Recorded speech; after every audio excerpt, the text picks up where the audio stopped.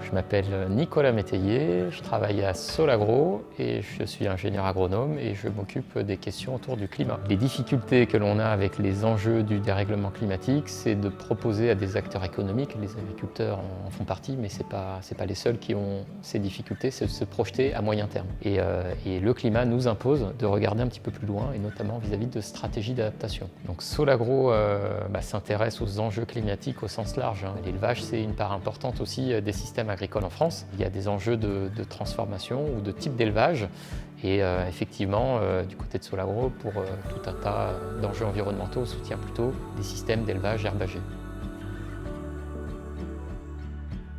Le climat a déjà changé, on en voit déjà des premières conséquences et ce climat, il va continuer d'évoluer. Il faut aussi regarder les évolutions à horizon 20-30 ans vis-à-vis d'une stratégie d'adaptation. Donc ne pas s'adapter uniquement à ce que l'on vit aujourd'hui, être capable aussi d'anticiper le climat futur et de comprendre les trajectoires vers lesquelles passer. Solagro s'implique aujourd'hui beaucoup, on va dire, dans la contextualisation un petit peu de ces changements, documenter un petit peu ce changement climatique passé et à venir, le partager au niveau local et mettre en place des outils pour que, et notamment une plateforme qui s'appelle Canary, qui propose des indicateurs et qui montre les niveaux de changement à venir localement pour un agriculteur ou un éleveur. Donc il y a deux aspects principaux. Il y a comment produire finalement suffisamment de fourrage vis-à-vis du troupeau qui est en place. Et puis le deuxième aspect, c'est l'impact direct du changement climatique sur les ruminants.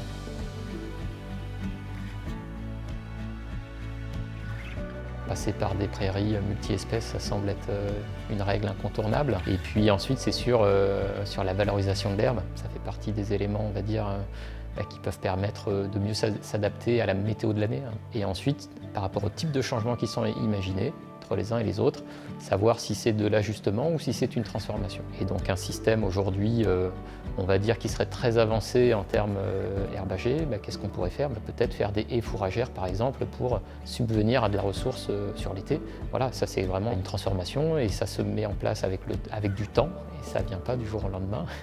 Et donc il faut forcément aussi l'anticiper. Ça peut être de valoriser des prairies humides qui plus tardivement que les autres pourront proposer peut-être de l'herbe. Ça veut dire le gérer, l'anticiper pour que ces parcelles-là soient disponibles à ce moment-là. Ça peut être valoriser des sous-bois et donc peut-être aussi une ressource que l'on va réserver pour cette période-là. Chacun, et c'est ça la difficulté, il n'y a pas une recette, chacun doit en fonction de son environnement et de son système trouver ses propres leviers d'adaptation.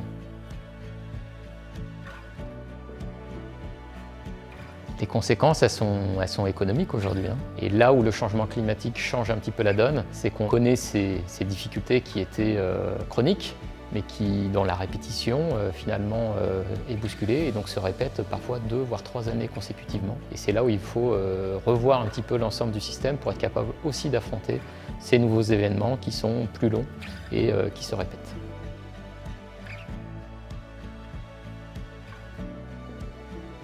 Il y a différentes façons de s'adapter. On est plutôt à essayer de pousser les mesures qui vont permettre de répondre plus globalement à l'amélioration environnementale. C'est plutôt du côté de l'agroécologie que se trouvent ces innovations. Donc faire des semis sous couvert, être capable de produire du fourrage en plein été avec peut-être des fourragères. Voilà, pour nous, c'est plutôt derrière ces éléments-là que se traduisent des innovations.